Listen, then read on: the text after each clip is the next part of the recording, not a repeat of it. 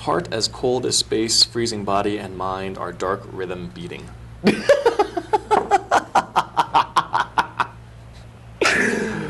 That's.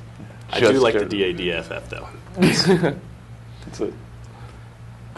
It's a tuning if you constantly break your high E string on your guitar. Coming out of sleep, grasping at the last fragments of some long-lost dream. Don't go long now, my friend. It is oh so cold out now, and soft gray snow falls. That's actually not too bad. Oh. Voices calling, echoing down long hallway. Name is repeating. That's terrible. Yeah, none of these are ever going to be seen again. Yes, they will. They will live on forever on the internet. They will. After Steve uploads them to YouTube. And my granny porn site. Yeah. Therapy dog is chewing something. Yeah. All right, so we've killed 10 minutes. Nice. All right. What else? What else can we talk about? I was telling Dan earlier, and I think I told Steve. I actually think I told Steve what the story was. I thought I had a story to tell, but I can't remember what it was. And I'm not a good storyteller. but I think I told Steve what the story was, and I didn't tell Dan, and I don't remember what the story was. So. Can you whisper it to me, and then I'll tell it? No, I actually don't remember what the story that I was going to tell was. It's like jokes. Maybe if I think really hard. I bit my tongue off once. Really? Yeah, I was like 2. You were 2? Mm-hmm. I was jumping on the couch, Uh-huh.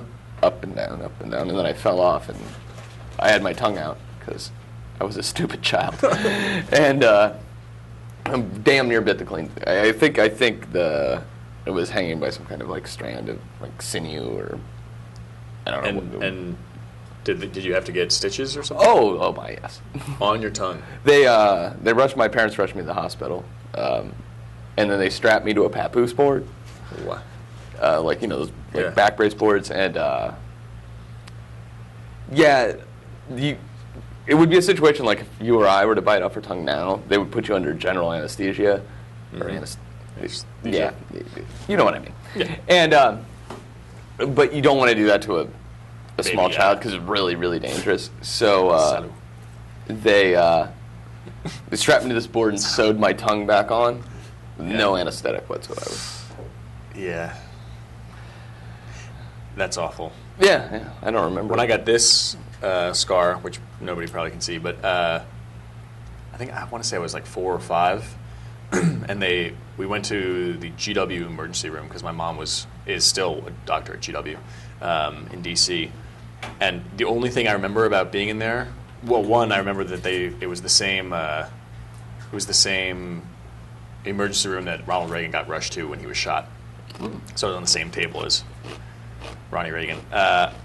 Not nearly in the same time, but anyway. And then also the only thing I remember about that is the needle digging into my face because for whatever reason they couldn't anesthetize the entire area. Huh. So just I can literally remember looking and seeing a needle coming down and then digging into my face. That's the only memory I have from getting the stitches. That's awesome.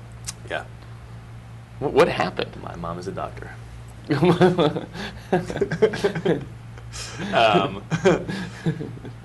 What happened here? Is that what you said? No, how did it happen? I think my brother and I were playing in a department store shopping for my mom, for Mother's Day or something, and I either tripped or he tripped me or I just fell or I don't know what. But there were hangers. We were running around one of those round clothing racks, and there were hangers coming out of the bottom where I guess they would hang socks or just metal, and I came down directly on that, which is, I'm now realizing, I always, when I tell the story, realize how close it was to just directly poking my eye out. But Yeah.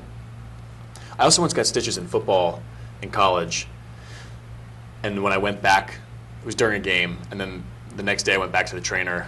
It was a different trainer, and she just thought it was a dirt in my cut, so she tried to scrub the stitches out of my cut on my leg. How'd that feel? Well, at first it hurt a lot, but I was like, I'm a football player. I should be tough. She probably knows what she's doing. And then halfway she was like, this isn't coming out. And I was like, those are stitches. She was like, oh well, we don't want to get those out then. And she just wrapped it up. But it hurt a lot. I'm sure it did. Yeah. Was it like her first day? I don't know. They also did the stitches in the training room the day before. I don't know why there wasn't like a memo. Would your like coach stitch you up? No, Dude, I learned this in Nam. They just used like a shoelace. No, I don't know. I don't know what they were doing. My leg would bleed for for a week whenever I walked anywhere. Therapy dog. West Hollywood, this is a therapy dog. He cures depression, among other maladies. Don't you? Yes, you do. You're a magical dog. Oh. What do you think Steve's going to think about the show so far? I don't know. If I dictated my life according to his opinion, I'd be a much different person. Well put. Let's see.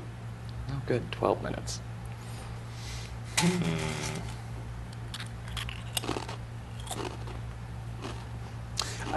If we do have anybody watching our show, which I realize is not very likely, and then if you are watching the show and you actually care at all about what's going on the show or with us, I think I would like Dan to join a dating service online, and I would like some input from from our viewers, even if that's just Steve. When Steve watches the show, Steve, if you could give me your input, or give us your input, I think Dan should join an online dating service.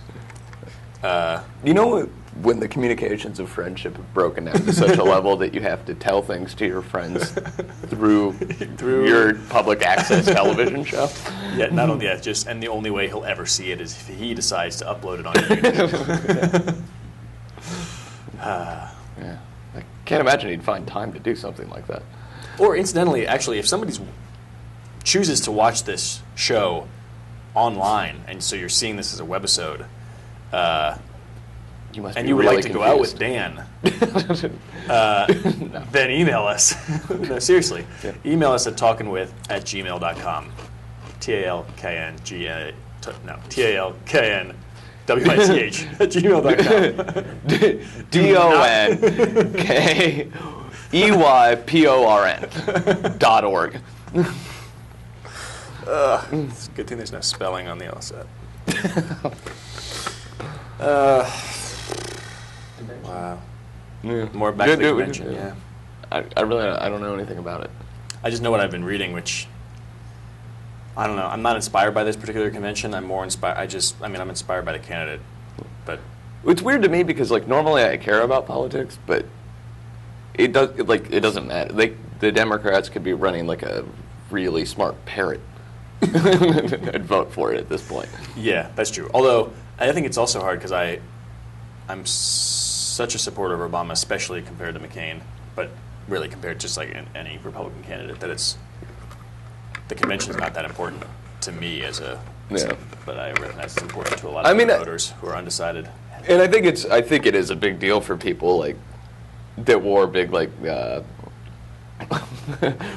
big Hillary supporters and are having trouble with Yeah. our Nubian candidate. Yeah.